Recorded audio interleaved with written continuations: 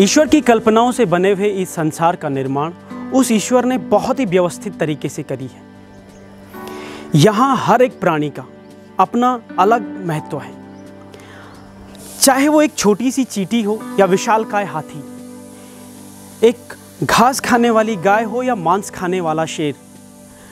हर एक प्राणी इस धरती के बैलेंस या यूं कहें कि धरती के अस्तित्व के लिए बहुत महत्वपूर्ण है और अपनी भूमिका परफेक्शन के साथ अदा करता है।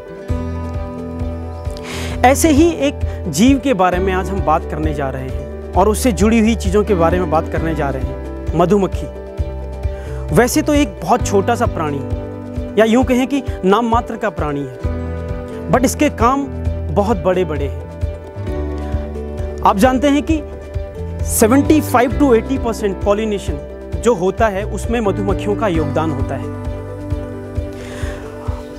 विश्व के महान वैज्ञानिक अल्बर्ट आइंस्टाइन ने एक बारी कहा है कि अगर धरती से सारी मधुमक्खियां आज मर जाती हैं तो धरती पर जीवन केवल अगले 3-4 साल तक ही रह पाएगा, उसके बाद धरती में जीवन भी समाप्त हो जाएगा। नमस्कार दोस्तों, मैं पृथ्वी सिंह रौतेला। आज हम बात करेंगे मधुमक्खी और मधुमक्खियों से जुड़े हुए प्रोडक्ट्स के बारे में, जन धारणाओं के बारे में और कुछ तथ्यों के बारे में। मधुमक्खी का जब भी जिक्र आता है तो सबसे पहले मन में ख्याल आता है शहद का। तो आज हम बात करेंगे शहद, उससे जुड़ी हुई खूबियाँ, उससे जुड़ी हुई भ्रांतियाँ, उससे जुड़े हुए प्रोडक्ट्स के बारे में। प्राचीन काल से ही मनुष्यों ने मधुमक्खी पालन किया है, शहद का उपयोग किया है, कभी औषधि के रूप में, कभी सौंदर्य के लिए। इसी जानकारी को हमसे साझा करने के लिए आज हमारे साथ जुड़ेंगे उत्तराखंड राज्य के देहरादून डिस्ट्रिक्ट से मिस्टर शुभम राणा, जो अपने आप में एक मधुमक्खी पालन करते हैं और सर्टिफाइड एपीकल्चरिस्ट है। तो आइए मिलते हैं मिस्टर शुभम राणा से।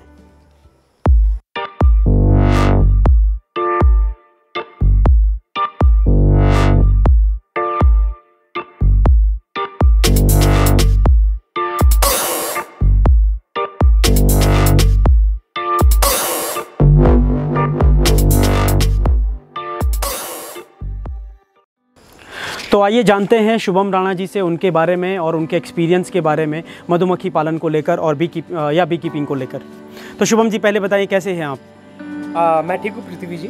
पहले तो मैं धन्यवाद करता हूँ आपका कि आपने मुझे इस विषय पे बोलने का मौका दिया। बहुत बहुत धन्यवाद। कुछ अपने बारे में बताएंगे प्लीज़ हमारे दर्शकों को? जी ज़रूर। नमस्कार साथियों, मेरा नाम शुभम राणा है। मैं देहरादून का रहने वाला हूँ। मैं एक CBRT सर्टिफाइड एपीकल्चरिस्ट हूँ और मैं एक एग्रीकल्चर ग्रेजुएट भी हूँ।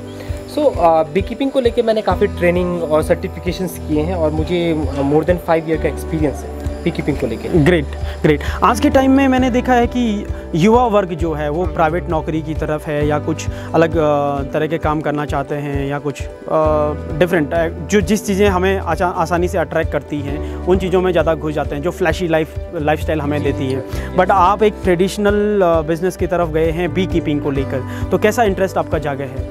जी अभी देखिए, अभी जो जब मैं छोटा था तब मेरे आसपास काफ़ी लोग बी कीपिंग करते थे। मेरे गांव जहाँ पर काफ़ी मतलब यहाँ पर बी कीपिंग काफ़ी जी लोग करते हैं, ट्रेडिशनली काफ़ी चलता आ रहा है। बिल्कुल, मेरा भी गांव का कुछ एक्सपीरियंस रहा है। हाँ, तो मेरे दादाजी जो थे वो बी कीपिंग काफ़ी करते थे। उन्हीं को लेके बीज को देखते देखते मैं बड़ा हुआ हूँ। तो मेरे को एक इंटरेस्ट था कि ये बीज कैसे काम करती है, कहाँ कैसे फूल, अलग अलग फूलों से ये नेक्टर लेके आती हैं, और ये सब चीज़ें काफ़ी इंटरेस्टिंग था। तो मैंने सोचा क्यों ना इसी फील्ड में अपना एक आगे बढ़ा जाए। बहुत बढ़िया, बहुत बहुत शुभकामनाएं आपको। बहुत मज़ा आएगा आपसे सवाल पूछने में। मेरे कुछ सवाल हैं जो मेरे दर्शकों ने मुझे भेजे हैं, मैंने कुछ लोगों से बात करी है तो उनसे ये सवाल मैंने लिए हैं, तो मैं ये सवालों के जवाब आपसे चाहूँगा। तो चलो आगे बढ़ते हैं और पूछते हैं शुभम जी से अपने ये सवाल और आपके खुद के सवाल।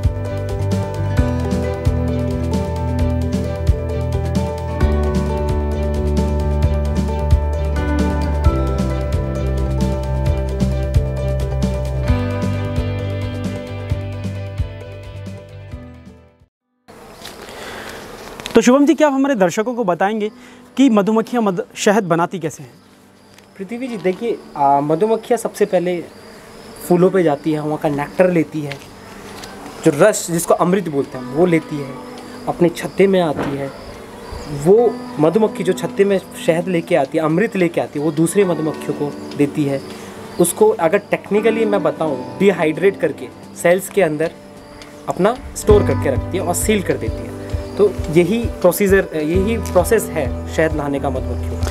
जैसे आपने बताया कि फूल फलों से लेके जाती हैं, तो क्या इसमें ऐसा भी होता है कि डिफरेंट टाइप की वैरायटीज़ और फ्लेवर्स होते हैं? जी देखिए पृथ्वी जी, सबसे पहले तो मैं जनता को भी ये बताना चाहता हूँ कि हनी के बहुत सारे डिफरेंट फ्लेवर्स होते हैं, ठीक है। आम जनता को पता मालूम नहीं होता है। तो आम जनता की धारणा ये होती है कि इसमें कुछ ऐड किया है, ठीक है, फ्रेग्रेंस ऐड किया जाता है या कुछ ऐसा कुछ ऐड किया जाता है, लेकिन ऐसा कुछ भी नहीं। मैं दर्शकों को ये बताना चाहता हूँ कि जब भी मधुमक्खी पालक एक जगह से दूसरी जगह पेटी लेके जाता है किसी पर्टिकुलर क्रॉप पे, जैसे मान लो अभी सरसों का फसल लगी हुई है, क्रॉप लगी हुई है, तो वहाँ पर मधुमक्खी पालक डब्बे लेके सरसों की क्रॉप पे जाएगा, तो वहाँ से जो मधुमक्खियाँ नेक्टर लेके आएंगी सरसों के फूलों से, तो वो एक सरसों का शहद माना जाएगा, एक फ्लेवर माना जाएगा। ऐसे ही लीची के बगीचे में लीची का शहद अगर मधुमक्खियाँ लेती है तो उसको लीची के बागानों में अगर डब्बे रखें तो उसका लीची का शहद, अजवाइन के बागान में अजवाइन का शहद, ऐसे ही अन्य फ्लेवर्स हमको मिलते हैं। बिल्कुल बिल्कुल। तो शहद के इतने सारे फ्लेवर्स आपने बताए हैं, क्या फ़ायदे होते हैं शहद के? शहद के फ़ायदे जैसे आम जनता को मालूम ही होगा, शहद एक इम्यूनिटी हमारी सेहत को लेके यूज़ किया जाता है, इम्यूनिटी बूस्टर टाइप में हाँ, यूज़ कर सकते हैं। तो सबसे पहली चीज़ तो शहद एक बहुत अच्छा इम्यूनिटी बूस्टर है, सबसे पहला और महत्वपूर्ण जो उसका फ़ायदा है। जी। दूसरा, हम वेट लॉस को लेके हम इसका इस्तेमाल कर सकते हैं। हमारा डाइजेस्टिव सिस्टम को अच्छा करने के लिए हम हनी का इस्तेमाल कर सकते हैं। तो और भी हमारी ब्यूटी को लेके, हम फेस, हेयर फॉल, ये सब चीज़ों को लेके हम शहद का इस्तेमाल कर सकते हैं। ग्रेट। तो क्या शहद का भी कोई लाइफ पीरियड होता है कि इतने टाइम तक रहेगा, इतने टाइम बाद ख़राब हो जाता है, कुछ इस तरह से होता है? देखिए, शहद का आमतौर पर अगर मैं बोलूँ, अगर शहद को खुले में, ठीक है, खुले में रखा जाए तो हाँ, ऑब्वियसली बात है वो शहद ख़राब होता है। अगर हम उसको एयर टाइट, हम बोलते हैं एयर टाइट, या किसी कंटेनर के अंदर या फिर किसी जार के अंदर, एयर टाइट जार के अंदर उसको रखें, तो अभी देख लो इजिप्ट में 2000 साल पुराना शहद अभी भी है वहाँ पे, और बहुत अच्छी कंडीशन में है। तो ये एक बोलते हैं ना कि ये रह सकता है इतने लंबे पीरियड तक, शहद कभी ख़राब नहीं होता है। लेकिन अगर एयर के कांटेक्ट में आ जाए शहद, तो उसमें फंगस लग जाता है, तो ये सारी चीज़ें हो जाती हैं। काफ़ी इन्फॉर्मेटिव है। और कुछ और सवाल हैं मेरे दर्शकों के, और मैं कुछ लोगों से मिला था तो उनके ये सवाल हैं, मैं ये सवाल आपसे पूछना चाहूँगा। शहद को घर में कैसे रखना चाहिए कि वो ख़राब ना हो, या हम उसे फ्रिज में रख सकते हैं? नहीं, देखिए, फ्रिज में रखने का कोई तुक बनता नहीं है। मैंने कहा ना अभी आपको कि एक एयर टाइट कंटेनर में आप रखो, और एक नेचुरल एनवायरनमेंट, एक रूम टेम्परेचर जिसे हम बोलते हैं, नेचुरल या फिर रूम टेम्परेचर में हम उसको रखो, तो उसकी क्वालिटी मेंटेन रहती है, कोई ख़राब नहीं होता है, कुछ नहीं होता है। तो ऐसा नहीं है कि फ्रिज में रखो या फिर उसकी क्वालिटी, ऐसा कुछ भी नहीं है। एक रूम टेम्परेचर पे सामान्य तौर पर हनी। शुभम जी, कई बार हमने देखा है कि शहद जम जाता है, तो क्या शहद का जमना उसमें अडल्ट्रेशन का साइन है? पृथ्वी जी, ये सवाल जो आपने पूछा बहुत अच्छा सवाल पूछा है। मैं दर्शकों को ये भी बताना चाहता हूँ, आपके व्यूअर्स को ये भी बताना चाहता हूँ कि क्रिस्टलाइजेशन जिसे बोलते हैं, जमना, क्रिस्टलाइजेशन जो होता है वो एक मिथ है, ठीक। हमारे जितने भी भारत में ये मिथ माना जाता है कि जमा हुआ शहद खराब होता है, जबकि ऐसा नहीं होता है। मैं दर्शकों को ये भी बताना चाहता हूँ कि जमा हुआ शहद खराब नहीं होता, वो इसकी नेचुरल प्रॉपर्टी है। नेचुरली क्रिस्टलाइजेशन होना एक नेचुरल प्रोसेस है। मैं यही बताना चाहता हूँ। तो आपका कहना है कि जो शहद जमता है उसका नेचुरल प्रोसेस है, नेचुरल क्वालिटी है कि शहद जमता है। जी। ग्रेट। तो अगर शहद जम जाता है तो उसे डिक्रिस्टलाइजेशन कैसे करना चाहिए? डिक्रिस्टलाइज हमको एक सामान्य बहुत अच्छा सा वो है, इसको गर्म पानी लें, ठीक है, अपनी जो जार है, आपका जो कांच का बॉटल है, उसको गर्म पानी जब कर दे तो उसमें डिप कर दे, तो वो इजीली आपका दोबारा वैसी फॉर्म में हो जाता है। बहुत बहुत धन्यवाद। एक और सवाल है मेरा आपसे। आजकल मार्केट में अगर हम देखें, बाज़ार में बहुत तरह के शहद आते हैं, बहुत ब्रांड्स के नाम से आते हैं, पतंजलि है, डाबर है, ये है, वो है। तो आप मुझे बताएंगे हमें कैसे पता चलेगा कि कोई शहद में कोई मिलावट नहीं की गई है, कौन सा प्योर शहद है, नेचुरल शहद है, और कौन सा मिलावट वाला शहद है? तो पृथ्वी जी, मैं सभी लोगों से एक और दरख्वास्त करता हूँ या फिर एक और विनती करता हूँ। जब भी कोई आपको रास्ते में कोई बीकीपर मधुमक्खी पालक दिखे या कोई भी दिखे, तो उनसे अगर शहद खरीदना तो उनसे खरीदो, क्योंकि वो आपको बेटर क्वालिटी, मैं किसी कंपनी का ऐसा नहीं बोलूँगा, बेटर क्वालिटी और बेटर अच्छा शहद आपको प्रोवाइड करेंगे। इससे क्या होगा, इससे आपका जो आसपास के लोकल बीकीपर है उनको आगे बढ़ने में उनकी मदद मिलेगी। बट इसके क्वालिटी चेक का क्वालिटी चेक को मैं आपको बताता हूँ। क्वालिटी बहुत सारे तरीके हैं, नुस्खे हैं। एक आम तौर पर बेसिकली सबसे पहला लोग टेस्ट करवा नहीं सकते। जो हनी टेस्ट है वो बहुत बोलते हैं ना कि अफोर्डेबल नहीं होता है। जैसे जनरली घर में हमको कराना है। हाँ, तो घर में नॉर्मली क्या कर सकते हैं, जैसे अभी 2-3 मैं नुस्खे बताऊँगा। जैसे कि पहला नुस्खा ये है कि कभी भी आप हनी लो, उसको डायरेक्टली पानी में डाल लो तो हनी नीचे बैठ जाता है, कभी डायरेक्टली घुलता नहीं है। डायरेक्टली डाल के ही नहीं घुलता है। जैसे सिरप आप डालो या कुछ भी चीज़ डालो तो डायरेक्टली घुल जाता है। तो हम जब भी हनी डालते हैं पानी में तो वो नीचे बैठ जाता है, तब हम उसको घुमा के घोल सकते हैं।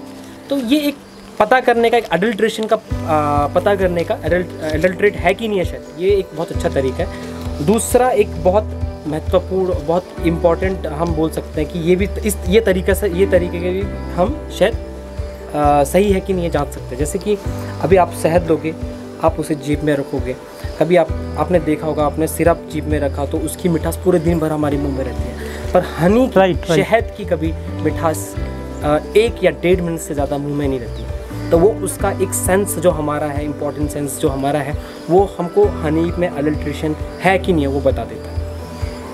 तो ये 2 तरीके हैं जो आम तौर पर इंसान अपने घर पे कर सकता है। तो क्या आप हमें बताएंगे, मेरे दर्शकों को बताएंगे कि शहद का इस्तेमाल कैसे हमें करना चाहिए घर में? आप अलग अलग तरीके से अलग अलग चीज़ों के लिए आप शहद का इस्तेमाल कर सकते हैं। मैंने बताया ना, जैसे आप मोटापे के लिए जा रहे हो तो गर्म पानी में नींबू डाल के सुबह सुबह पिए, वो आपका वेट लॉस करेगा। आपका डाइजेस्टिव सिस्टम अगर आपको ठीक करना है तो नॉर्मल पानी में भी चल जाएगा, नींबू लेके या फिर हनी को लेके। दूध के साथ, ठीक, हल्दी और दूध के साथ आप ले सकते हो। उससे क्या होगा, आपका माइंड, ब्रेन आपका एक्टिव रहेगा, स्वस्थ रहेगा। डाइजेस्टिव सिस्टम, आपकी बॉडी, इम्यूनिटी को लेके काफ़ी चर्चा होती है शहद में, या जब भी हम शहद की बात करें तो इम्यूनिटी बहुत अच्छे तरीके से बूस्ट करेगा। तो ये एक नॉर्मल तरीके हैं। अगर आप ब्यूटी को लेके देखें, ब्यूटी आप शायद फेस पे लगा सकते हैं, ठीक। आपका कभी वाइट हेड्स, ब्लैक हेड्स आपने सुने होंगे, तो इसको भी आप कम कर सकते हैं शहद। तो क्या शहद को हम दूध के साथ मिला के, या चीनी का सब्स्टिट्यूट, आजकल चीनी का बहुत ज़्यादा उपयोग होता है चाय में, दूध में, हर तरह की चीज़ों में, तो क्या हम चीनी के सब्स्टिट्यूट की तरह यूज़ कर सकते हैं? ऑब्वियसली आप आप चीनी की जगह पे आप शहद डाल सकते हो, मिठास वही रहेगा, है ना। एक नेचुरल चीज़ है, मिठास वही है, तो आप शहद का ज़्यादा इस्तेमाल कर सकते हो बजाय चीनी के। बहुत बहुत धन्यवाद शुभम जी। तो दर्शकों, दोस्तों, जो भी है, आज हमने जो भी चीज़ें हमें पता चली हैं शुभम जी से, मुझे उम्मीद है कि हम आपके काफ़ी सारे डाउट्स को, काफ़ी सारे क्वेश्चंस को हमने क्लियर किया होगा। बाकी अगर डिटेल्स में अगर आपको हनी बीज के बारे में जानना है, शहद के बारे में जानना है, तो आप शुभम जी के यूट्यूब चैनल पे बी रेडी नाम से है, और हम उसका लिंक आपको अपने वीडियो में दे देंगे लास्ट में। आप उसमें जा सकते हैं और समझ सकते हैं कि हनी बीज के बारे में, उनके बाई प्रोडक्ट्स के बारे में और उनके यूजेस के बारे में। बहुत बहुत धन्यवाद, नमस्कार। और एक और चीज़ पृथ्वी जी, अच्छा, हाँ पृथ्वी जी, एक और चीज़ मैं दर्शकों को ये बताना चाहता हूँ कि बीज जो मधुमक्खियाँ हैं आज के टाइम पे बहुत धीरे धीरे उनकी पॉपुलेशन कम होती जा रही है। तो मैं सभी से ये दरख्वास्त करता हूँ, सभी से ये रिक्वेस्ट करता हूँ, आप जो जिनके भी फार्म्स हैं या फिर ये चीज़ें हैं, फार्मर हैं, जो फार्मर लोग हमारे किसान भाई लोग हैं, तो मैं उनसे कम से कम एक छोटी सी दरख्वास्त कर सकता हूँ कि यार आप लोग केमिकल का कम से कम इस्तेमाल करें, इससे हमारी बीज पे काफ़ी इफ़ेक्ट पड़ रहा है, ठीक। दूसरी चीज़ ये है कि आप जितना हो सके एक लोकल बी कीपर को सपोर्ट करें, एक अपने आसपास बी कीपर को सपोर्ट करें, उनका शहद लेके, उनका शहद को चख के, ठीक। ये चीज़ें मैं दरख्वास्त करना चाहता हूँ, और सेव द बीज का मैं एक मोटो लेके चलता हूँ। ये बहुत बढ़िया एक मैसेज दिया है कि अपने लोकल बी कीपर्स हैं उनको सपोर्ट कीजिए और केमिकल्स का कम से कम इस्तेमाल कीजिए। सो इसी मैसेज के साथ हम आपसे अलविदा लेंगे। थैंक यू, धन्यवाद।